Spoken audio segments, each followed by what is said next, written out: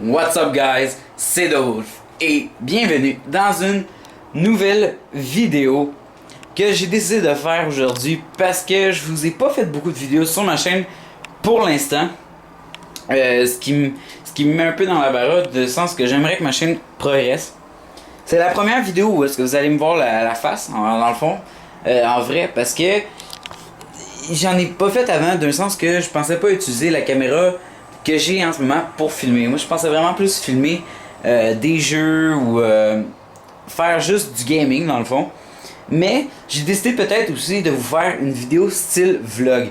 D'un sens que en ce moment, qu'est-ce que je vous fais comme vidéo?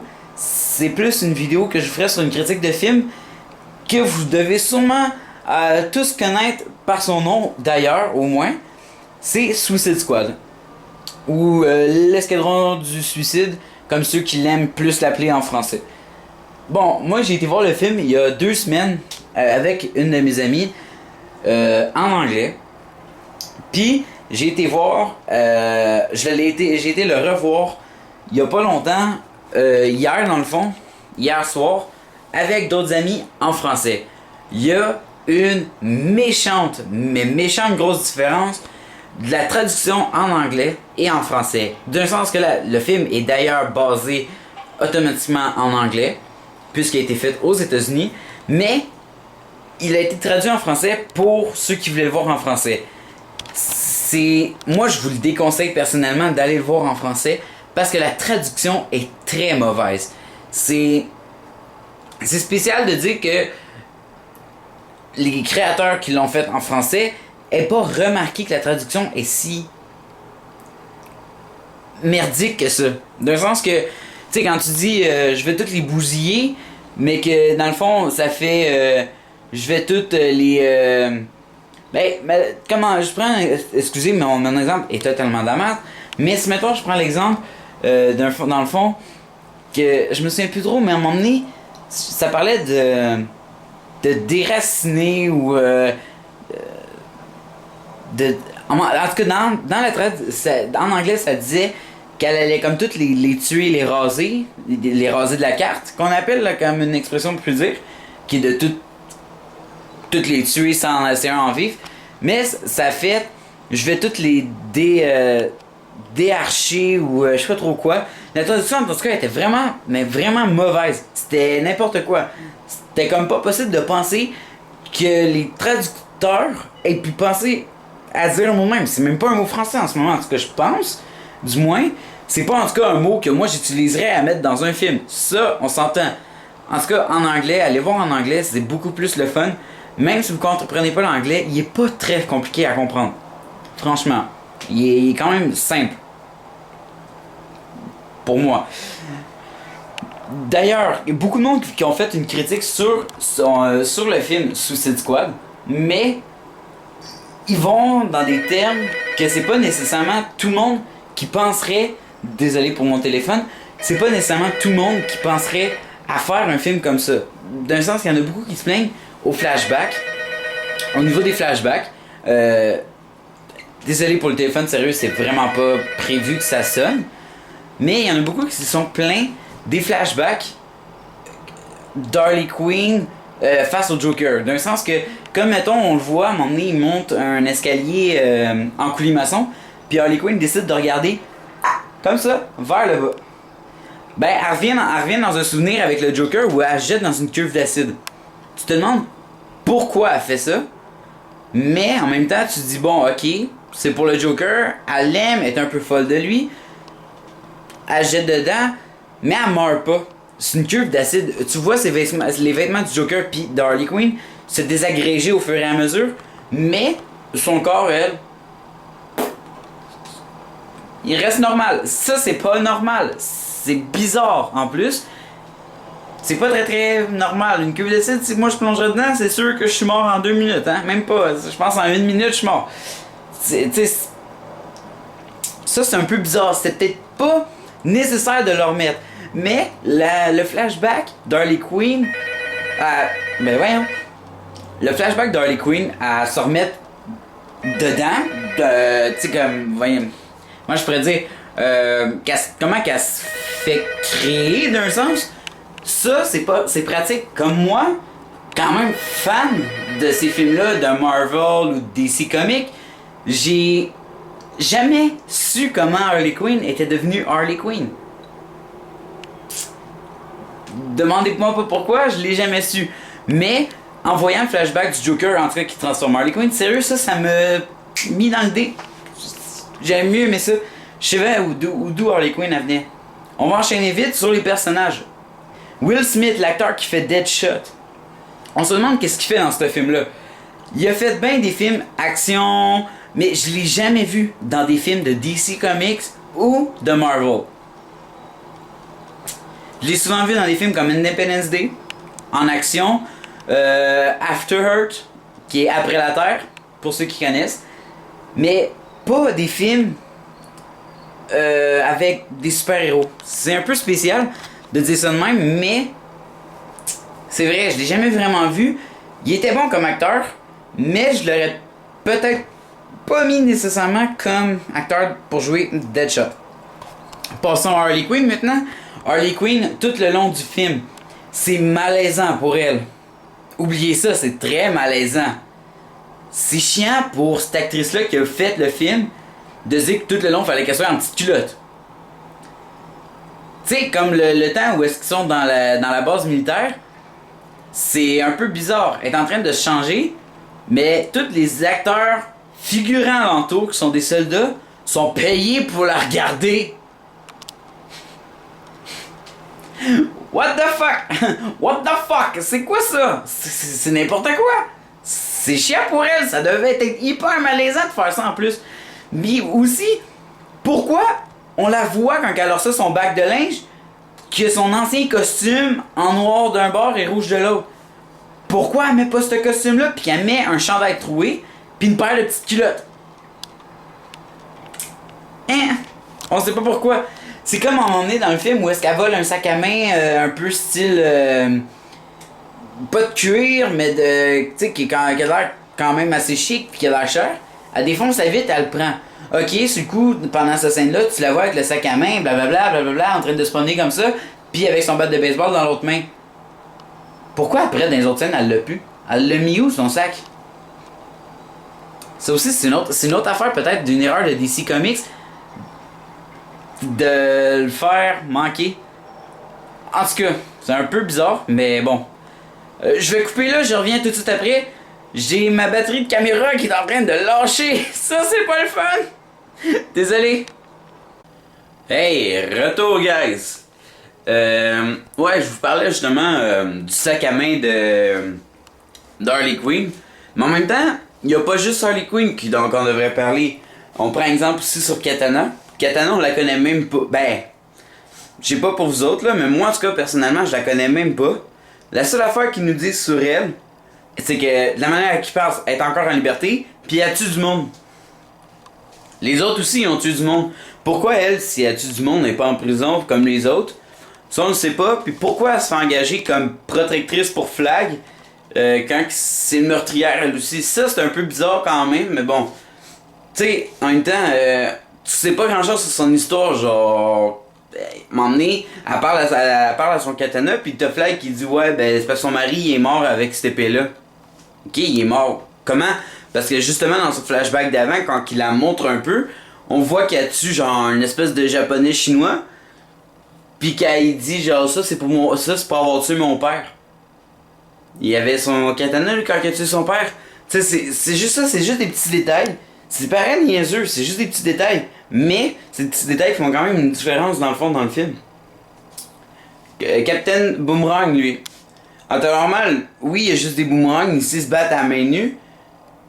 Mais il fait pas grand chose. À part peut-être un peu aider à m'emmener parce qu'il se fait pousser dans le cul, tu sais, il se fait botter pour y aller. Mais sinon, il fait pas grand chose. Pareil pour Diablo. Diablo, il fait rien du film, on s'entend. Il fait juste brûler une coupe de trucs de dégueulasse. Il fait juste brûler un peu. Bon, après, il sauve la chose Amanda, la chef de je sais pas quoi. Il la sauve à cause de lui. Mais, par après, son seul gros travail, c'est d'avoir battu le frère de l'Enchantresse, dans le fond. Tu sais, ça paraît niaiseux. Mais encore là, il aurait peut-être pu faire un peu plus d'affaires. Je sais bien qu'il s'est dit, lui, je tuerai plus jamais. Je tuerai plus jamais de personne parce que si j'ai remarqué, blablabla, tu sais, sa famille, puis ci, pis ça. Mais quand même, genre, il est engagé pour ça, puis lui, ben, c'est un peu bizarre son affaire quand même. Puis en plus, c'est plate, il meurt. C'est vraiment plate, mais il meurt au moins en héros, ce qui est un peu plus agréable. Il y a aussi une autre affaire. Tu sais, quand ils sont dans un souterrain pour mettre la bombe justement en dessous du frère, puis c'est Diablo qui le dérive de sa place, la bombe, même s'ils sont dans de l'eau, ils la font péter à 2 secondes, à même pas 1 seconde, de leur tête. Comment ils peuvent survivre? C'est impossible.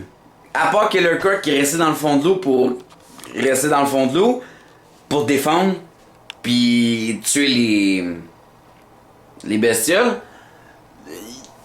Eux autres, c'est impossible qu'ils soient vivants. Là. Venez pas me dire qu'ils sont restés vivants. C'est n'importe quoi. C'est comme dans le fond, Amanda, la chose, là, la chef, je pense que c'est je sais pas, la présidente ou de Gotham, ou en tout cas, blablabla. Elle, quand que Flag puis tous les vilains viennent la chercher, elle tue toute son équipe. Pourquoi elle tue toute son équipe? C'est bien weird. Je sais que c'est parce qu'elle veut qu'ils en savent beaucoup puis qu'elle veut pas qu'ils en parlent, mais en même temps, c'est tuer de sang-froid. Elle savait là, qu'elle allait faire ça. N'est pas me dire qu'elle les aurait juste laissés libres puis elle les aurait fait envoyer, je sais pas moi, ailleurs ou. En tout cas, c'est vraiment un peu débile de sa part parce que elle après, ben, elle reste allez, je suis libre, je peux partir, je peux faire qu'est-ce que je veux. Tandis que les autres, ben, ils ont toutes fait la grosse mission, on s'entend. Puis, eux autres, après avoir fait la mission, non, ben, vous retournez en prison, mais vous avez juste le droit de quelques petits trucs si vous voulez dans votre cellule. C'est vraiment plate comme récompense, franchement. J'aurais aimé mieux, moi, comme récompense, retrouver ma liberté que de rester dans une cellule à marde. Bon, je sais pas, mais je pense bien qu'on s'entend, hein, pour ça. Tu sais, dans ta liberté, puis rester dans une cellule 24 heures sur 24, j'aime mieux la liberté 24 heures sur 24 dehors, hein. Tu sais, à part Deadshot que lui, il peut aller voir, il peut retourner voir sa fille quelques minutes. Tu sais, sinon le reste, c'est un peu plate. D'un sens que les autres, ben, ils ont rien, tu sais. Mais bon. Les cellules, par exemple, dans le film, sont quand même très bien adaptées pour la personne. Je pense à Diablo qui était enfermé dans une tank à eau. Ça, c'est quand même pas peu parce que, tu sais, il est fait de feu, fait qu'il aurait pu facilement se sauver. Les autres, c'est des cellules normales, mais genre Killer Croc, son habitat, lui, c'est les égouts, ben. C'était quand même bien passé d'avoir fait une cellule égout, tu sais. Puis, en tout cas, c'est niaiseux, là, mais ça fait vraiment une différence dans le film. Puis, en plus, DC Comics en fait une affaire qu'ils font rarement dans leurs films, c'est de mettre quelque chose à la fin du générique.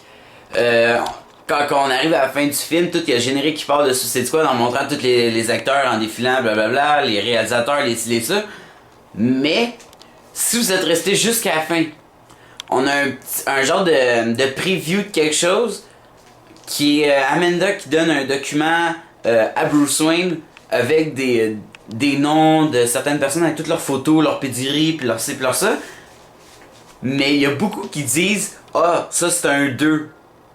Ils vont peut-être avoir un film 2 Suicide Squad. Ça serait un peu... Je sais pas trop qu'est-ce qu'ils trouveraient comme solution, mais... Comme solution, comme... pas comme solution, mais comme... voyons, attaque là, attaquant, ou tu sais, comme quelque chose à défendre. Mais c'est un preview de Justice League de 2017. Il y en a beaucoup qui pensaient que ce serait un Suicide Squad 2, mais non. C'est vraiment... Si vous regardez bien le document, parce qu'on a le temps de voir un petit peu genre les noms, vous regardez le document, puis c'est tous les noms de la Ligue des Justiciers. Ça fait weird de dire ça même en français. Non, ben la Justice League. Puis Bruce Wayne, dans le film de 2007, ça va être son... Ben Batman, ça va être son but de défaire cette ligue-là. C'est spécial, mais par exemple, c'est quand même bien pensé de DC Comics d'introduire ça dans Suicide Squad. Parce que sérieux, beaucoup de monde fanatique des films de super-héros comme ça, qui vont aller voir Suicide Squad, puis qui vont aller voir Justice League en 2017 avec Superman, Wonder Woman, Batman, tout ça. C'est vraiment juste un preview de ça. C'est stupide là, ça paraissait pas beaucoup, mais c'est juste un petit preview pour vous dire, regardez, Justice League arrive en 2017, c'est ça qu'il va avoir dans, c'est ça qu'il va avoir, parce que Bruce Wayne dans le fond lui avait une entente avec Amanda, c'était de surveiller tout le long parce que elle faisait confiance à Flag, mais en même temps on s'est entendu que Flag toute seule devant, je sais pas moi, il était Harley Quinn, Deadshot, Captain. Il était 5.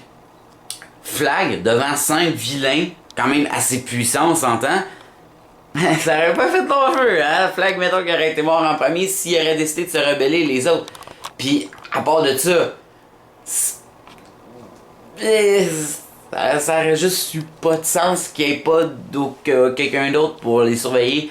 Sur le travail de Batman, c'était de surveiller quand même de loin. On le voit jamais dans le film, à part pour les petites séquences de flashback, mais on le voit jamais dans le film nécessairement en train de les regarder. Mais à un petit moment, on peut percevoir une ombre de lui en train de les surveiller par le haut d'un bâtiment. C'est le bâtiment, quand ils viennent pour sauver Amanda, là, où est-ce qu'elle se trouve dans le bâtiment, c'est là, juste en haut, il y a comme une lueur jaune, puis tu vois à peine une petite bosse ressortie du toit, genre qui regarde de même vers eux autres. C'est vraiment vite, mais c'est vraiment spécial quand même. Parce que c'est de même que tu sais qu'Amanda, dans le fond, elle cherchait juste à se défendre elle-même. Puis, il y a aussi une autre affaire. Tantôt, je vous parlais d'Harley Quinn. C'est encore plus drôle, parce que si vous regardez bien dans le film, mettons, quand elle est dans l'ascenseur, c'est où est-ce que le bâtiment d'Amanda, justement, puis qu'elle monte dans l'ascenseur, elle va se battre contre 3 ou 4 bébites, là.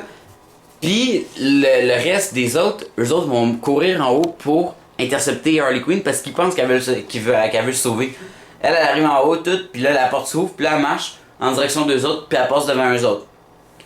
Mais si vous regardez une vidéo sur YouTube d'une annonce de Suicide Squad, premièrement, il y a un petit truc qui marche pas, c'est que dans l'ascenseur d'Harley Quinn, il y a juste deux bestioles. Quand normalement elle en a tué 3. Quand elle arrive en haut, là, quand les portes s'ouvrent, on voit juste 2 bestioles. Quand normalement il y en a 3. Si vous regardez la vidéo sur YouTube, vous allez voir, il y a une main à côté de même dans la porte de l'ascenseur. Quand la porte de l'ascenseur va s'ouvrir, sa main va faire ça à une des bestioles. Ça, on le voit pas dans le film. Fait qu'on se demande, il est où le 3e? Je pense qu'il y a eu un problème puis ils l'ont pas mis. Puis, si vous regardez bien, dans le film, on voit tous les acteurs se revirer de dos, puis regarder Harley Quinn partir. Mais nous autres, on les voit pas de face. De face, si vous le regardez l'annonce sur YouTube, comme je vous parlais, de face, on voit ça à peu près. Mettons que je suis Flag, je suis même face à... Ok. Face à l'ascenseur, je regarde l'ascenseur s'ouvre, Harley Quinn passe à côté de moi, on surveille tout, mais la caméra sur YouTube est arrangée comme ça. On les voit de face. Puis il y a eu un petit problème qu'on a remarqué moi et mon ami, c'est que si vous regardez bien Flag, il est arrangé comme ça. Il la regarde, comme ça, il est face à elle, mais au lieu de regarder droit devant lui, ou en haut de même, ou de côté, de même, il est arrangé vers le bas. Comme ça. C'est hyper rapide. Mais il regarde direct vers Harley Quinn, tête baissée. Ça, c'est dégueulasse. On s'entend. On vient de trouver un peu le style d'acteur qu'il regarde.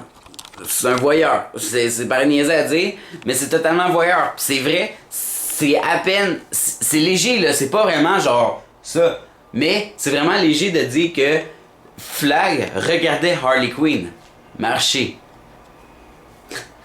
C'est un petit bug, ça, mais c'est vraiment, vraiment, vraiment pissant. C'est drôle, hein, s'il vous plaît. Puis, en tout cas, c'est vraiment bizarre. Mais bon, En tout cas, ça c'était ma petite critique sur Suicide Squad. Moi personnellement, j'ai vraiment apprécié le film. À part ces petits détails-là, des fois, c'était là qui étaient un peu bizarres. Mais sinon, j'ai vraiment bien apprécié le film. Puis sérieux, je donnerais 4 sur 5 étoiles. Quand même, parce que le film, il est quand même bien réalisé d'un sens. Puis c'est beau là, quand même, qu'est-ce qu'ils font. Fait que j'ai vraiment aimé. En tout cas, c'était The Wolf. Restez comme vous êtes, car vous êtes super. Abonne-toi à la chaîne si c'est pas déjà fait. Et laisse un petit like et un commentaire, ça fait toujours plaisir. Ciao tout le monde!